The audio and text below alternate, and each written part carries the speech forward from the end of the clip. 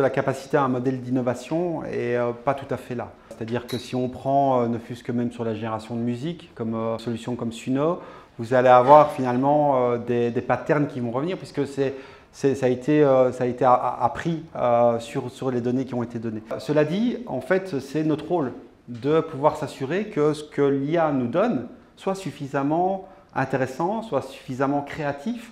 Et c'est là où on intervient finalement en valeur. C'est dans l'analyse, on n'est plus dans l'exécutif. En fait, on prend du recul et on peut devenir plus critique aussi par rapport à ça.